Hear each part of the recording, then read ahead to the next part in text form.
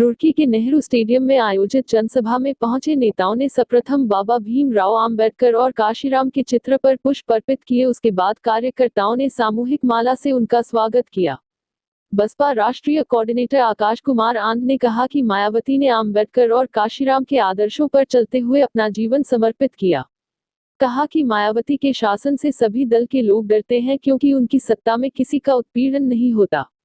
कहा कि कई पार्टियां दलितों पिछड़ों की लड़ाई लड़ने की बात कहती हैं, लेकिन उनके बहकावे में नहीं आना है। केवल बसपा ही सबको साथ लेकर चलने वाली पार्टी है। कहा कि केंद्र में जब तक कांग्रेस की सरकार रही उन्होंने बहुजन समाज की आवाज को बुलंद नहीं किया। इसके साथ ही भाजपा ने भी बहुजन की आवाज को दबाने का काम किया। दोनों दल सिक्के के दो पहलू हैं। कहा कि आज किसानों की आवाज सुनने को भाजपा सरकार तैयार नहीं है, अन्नदाताओं का शोषण कर रही है। कहा कि सभी पार्टियों का शासन देखा लेकिन किसी ने महिलाओं का सम्मान, युवाओं को रोजगार, व्यापारियों को सुरक्षा देने का काम नहीं किया। कहा कि उत्तर प्रदेश की मायावती सरकार में सभी को सम्मान मिलता था।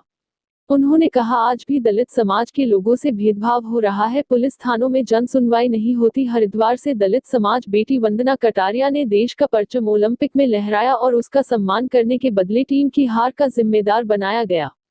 कहा कि सर्व समाज को जोड़कर पार्टी का जनाधार बनाना है जिसमें 50% युवा वर्ग को शामिल करना है। युवाओं से आह्वान किया कि दबे कुचले लोगों की लड़ाई लड़ने के लिए आगे आना होगा।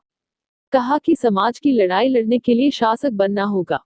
राज्यसभा सांसद रामजी गौतम ने कहा कि दबे कुचले और पिछड़ों की आवाज को बहन मायावती और बसपा ने ही उठाने का काम किया है। उन्होंने कहा कि कुछ लोग अलग अलग संगठन बनाकर बसपा को खत्म करना चाहते हैं, लेकिन बसपा राष्ट्रीय स्तर की तीसरे नंबर की पार्टी है यह और मजबूत होकर आगे बढ़ रही है।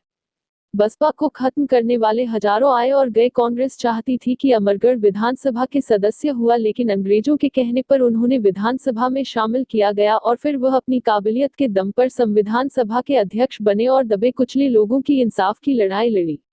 उन्होंने भाजपा कांग्रेस को एक सिक्के के दो पहलू बताया। कहा कि 2022 में एक बार फिर से उत्तर प्रदेश में बसपा की सरकार बनेगी। कहा साउथ में भी बसपा की सरकार बनेगी। हरिद्वार को बसपा की जान बताते हुए सभी सीटों पर कार्यकर्ताओं को मेहनत करने के साथ जीतने की बात कही।